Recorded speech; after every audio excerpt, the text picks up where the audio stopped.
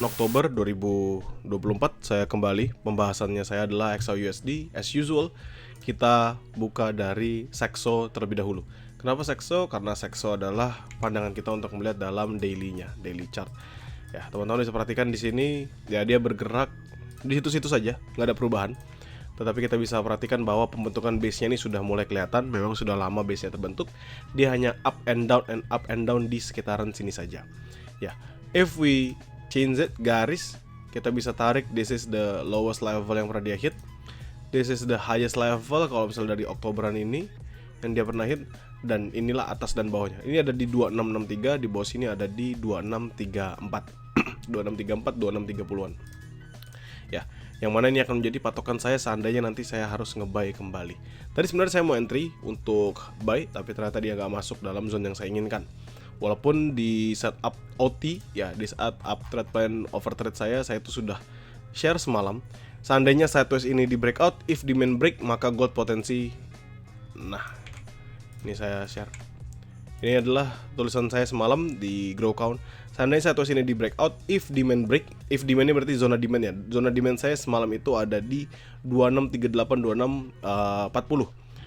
Maka gold potensi lanjut drop menuju 2632, 2630. Sayangnya tadi dia hanya icip-icip dikit di 2633, lalu dia kembali bullish. Jadi nggak perlu kita perhatikan.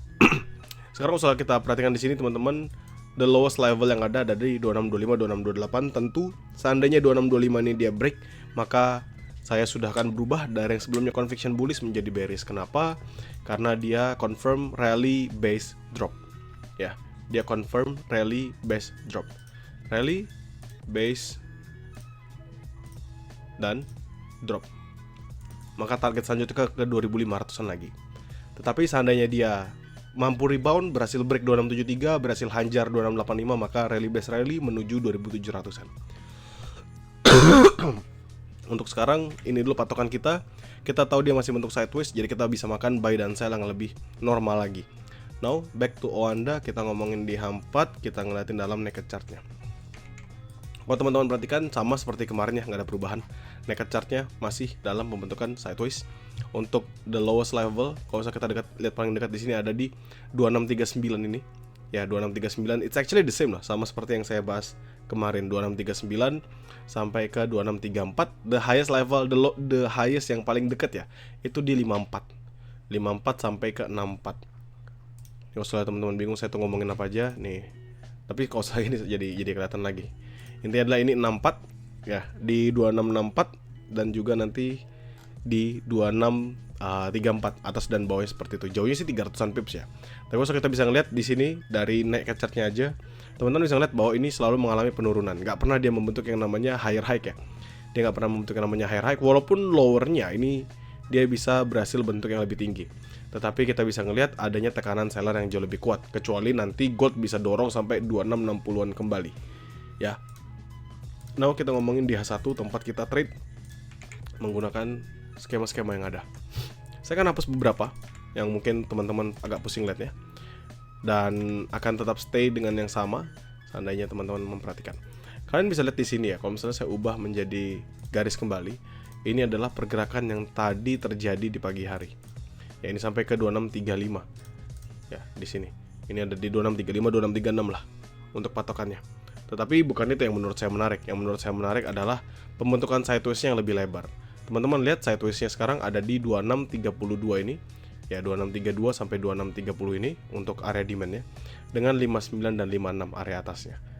Ya, jadi kalau misalnya kita bisa perhatikan, ini adalah pembentukan sideways yang lumayan lebar sekali. Dan kita bisa manfaatkan nanti ketika ada momentum yang terjadi. Sehingga apa? Sehingga kalau misalnya kita ngomongin high risk-nya, itu cukup jauh. Now we can only talk about the scalpingan. Kenapa ya? Karena sideways teman-teman. Sideways kita perlu nunggu momentum masuk. Momentum masuk baru kita hajar dalam momennya. Sekarang kita ngomongin dalam pembentukan sideways-nya. Kita bisa marking beberapa zone yang terbentuk ya. Kita bisa marking beberapa zone yang terbentuk. Ini kan sebenarnya sama aja nih. Ini price di sini, dropnya di sini, ini dropnya di sini. Ini kan sama aja price-nya. 52 sampai ke 47. Ya. Price-nya sama, if we check by M15. Nah, ini teman-teman lihat, ini kan cuman narik atas lalu dia drop kembali ya, sih. Atas dia drop kembali means ini hanya sebatas liquidity, ada volatility ketika di M15-nya. Now, I change it sebagai garis. Kita bisa ngeliat ini adalah price level 2649491 dan di bawahnya adalah di 2647211. Jadi 2647 2649 ini adalah area sell scalping paling dekat. Area sell scalping paling dekat 49 dan 47.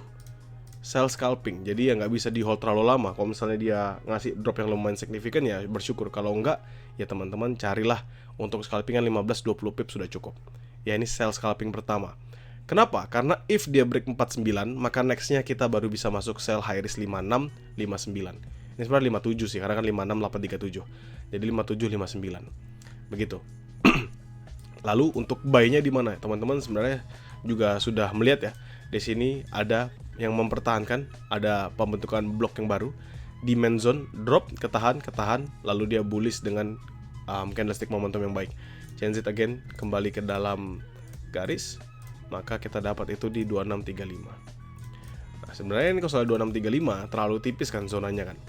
Tapi kalau kita bisa patok di sini aja, kita ambil 10 pips aja.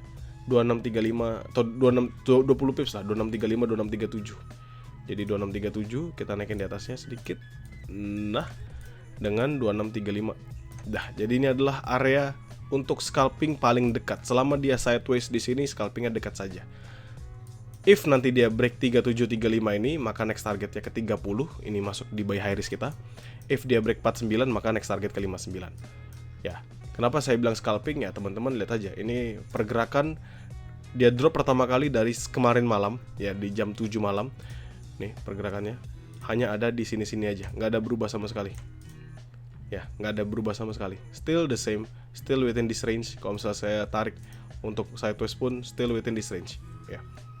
Jadi memang market itu nggak kemana-mana teman-teman. Kenapa? Karena tentu teman-teman nanti bisa melihat adanya news yang lumayan signifikan di minggu ini. Jadi market ngamngom, satu, marketnya ngamngom karena memang ada news yang signifikan. Kedua, karena memang lagi pada libur. Negara-negara di Asia lagi kebanyakan yang libur. Begitu ya. Yang usah kita perhatikan, USD CPI nanti rilis 19.30 hari Kamis. Ya, makanya wajar kalau misalnya pergerakannya nggak gitu signifikan. Jadi kalau misalnya kita ngomongin high risk, tentu high risk saya 32.30 untuk buy, 57.59 untuk sell. Di mana medium risknya 16.14, ini sama dari minggu-minggu yang lalu, nggak pernah berubah. 26.16, 26.14 sebagai patokan buy medium risk saya, 83.85 sebagai patokan sell medium risk saya. Selebihnya ini nanti saya akan confirm di luar dari zona. Seandainya dia masuk, semisal masuk 2523, tentu itu adalah area buy kita juga, maka kita bisa masuk di sana. Atau dia misalnya ke area 68, 69, means itu juga salah satu area sell saya. Jadi kita bisa sell di sana. Dan teman-teman yang trade, pastikan nanti sesuaikan dengan metode trade yang kalian jalankan. Teman-teman di GrowCow, nothing to be worried about. Karena MapKing selalu saya share di grup, dan juga pasti setiap setup di luar dari itu saya juga pasti akan share. Thank you.